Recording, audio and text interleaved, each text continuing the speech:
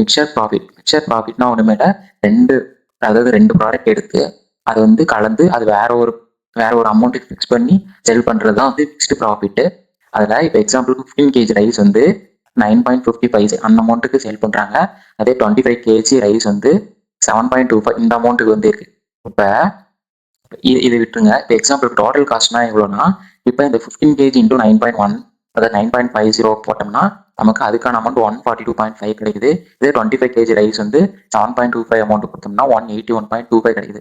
இப்போ இது ரெண்டுத்தையும் ஆட் பண்ணோம்னா டோட்டல் காஸ்ட் 323.75 கிடைக்குது. இப்போ இது ரெண்டுத்துக்கும் வெயிட் மட்டுமே நம்ம எடுத்து போட்டோம்னா 15 kg + 25 kg = 40 kg. இதுதான் வந்து நம்மளோட டோட்டல் வெயிட்டு. இப்போ செல்லிங் ப்ரைஸ் வந்து கண்டுபிடிக்கணும். இப்போ இங்கே வந்து ரெண்டுத்தையும் மிக்ஸ் பண்ணி சோல்ட் அட் 10.50 per kg. இப்போ கேஜிக்கு 10.50 சொல்லிட்டு இந்த ரெண்டுத்தையும் வந்து மிக்ஸ் பண்ணி இந்த ரேட்டுக்கு வந்து ஃபிக்ஸ் பண்ணியிருக்காங்க. 40 × 10.50 = 420 நமக்கு ஆன்சர் கிடச்சிருக்கு. இப்போ இங்கே வந்து நம்ம ப்ராஃபிட்னா என்ன, செல்லிங் ப்ரைஸ் எவ்வளோ அதில் காஸ்ட் ப்ரைஸ் மைனஸ் பண்ணால் நமக்கு ப்ராஃபிட் வந்து கிடச்சிருமா. செல்லிங் ப்ரைஸ் வந்து 40 மைனஸ் இங்கே வந்து என்ன இருக்குது, காஸ்ட் ப்ரைஸ் வந்து என்ன 325.75 கிடைக்குது. இது மைனஸ் பண்ணோம்னா நமக்கு ப்ராஃபிட் 96.25 rupees. அவ்வளோதான் நமக்கு ப்ராஃபிட் கிடைக்குது.